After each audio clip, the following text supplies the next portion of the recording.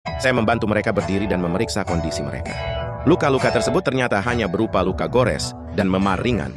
Aku senang kalian semua baik-baik saja. Botol ini berisi ramuan penyembuhan berkualitas tinggi. Dana harus mengobati lukanya terlebih dahulu. Semua orang akan dibagi menjadi beberapa kelompok nanti. Mereka harus tinggal di Kabupaten Pingjiang selama 3 hari setelah itu. Mari kita serbu benteng angin hitam lagi. Orang-orang dari Kabupaten Pingliang ini yang baru saja diselamatkan. Meskipun aku tidak mengerti mengapa sang hakim ingin menyerbu benteng angin hitam dalam 3 hari, namun orang-orang biasa ini mengandalkan kepercayaan paling mendasar mereka. Seperti biasa mereka mempercayai hakim daerahnya. Dan para bandit dari benteng angin hitam ini, dengan gembira mereka membawa biji-bijian yang sudah dimasak ke atas gunung untuk menunggu teman mereka. Ketika Yanlong tiba di gunung dan melihat bosnya Xiebao King, dia langsung menyesalinya. Astaga, aku lupa. Toko biji-bijian antar kabupaten, itu? Mereka bahkan tidak mencoba bernegosiasi harga dengan kami sebelum menjual 1000 kati biji-bijian. Anggur dikirim ke atas gunung. Bukankah itu menunjukkan bahwa bos mereka kaya dan berkuasa? Seharusnya kita lebih sering menyergap mereka saat itu. Xiebao King melihat guci-guci dan biji-bijian ini. Saya sangat puas dengan anggurnya. Dan dia secara terbuka membagikan pengalaman dan metodenya. Kakak kedua kau tidak mengerti ya, meskipun dia pemilik toko gandum Joji. Dia mungkin adalah orang yang sangat kaya. Namun kita juga harus mengambil pendekatan jangka panjang dan stabil. Jika kita terlalu mengeksploitasi mereka, itu akan tidak menguntungkan.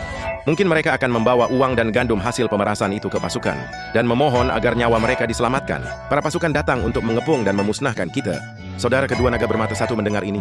Dia mengangguk setuju dengan ide tersebut bagus. Kemudian membungkuk sebagai tanda pujian. Saudaraku, kau telah memikirkan semuanya dengan sangat matang. Mulai sekarang kita masih akan menghitung berdasarkan 100 jin biji-bijian per orang. Dan itu belum semuanya. Lain kali Zhou Jiliang. Mereka akan hancur ketika ingin melewati benteng angin hitam kita lagi. Mereka harus membayar sejumlah uang. Setelah mengatakan itu, Xiebao King dan kedua pria yang bertanggung jawab kembali tertawa terbahak-bahak. Xiebao King mengambil segenggam nasi putih. Lalu dia mengambil sesendok anggur dan mencicipinya. Setelah anggur itu habis, semangat Bao King meningkat pesat. Dia sama sekali tidak merasakan sesuatu yang aneh tentang minuman itu. Xiebao King yang sedang bersemangat tinggi, dengan gaya yang dramatis dia memberi perintah kepada anak buahnya. Malam ini kita akan mengadakan jamuan perayaan minum anggur berkualitas dan menyantap makanan yang menghangatkan hati. Para antek benteng awan hitam. Mendengar itu para pasukan pun bersorak gembira. Namun yang tidak diketahui orang-orang ini adalah bahwa jamuan perayaan malam ini, sebenarnya mereka sedang merayakan kedatangan kematian di Pingjiang. Toko antar benua dibuka oleh Bai Sheng dan anak buahnya di daerah tersebut. Sejak toko gandum itu mengetahui bahwa gandumnya telah dicuri, Badan Sibue mencari tahu detail tentang benteng angin hitam. Mereka baru saja mau menutup gudang biji-bijian.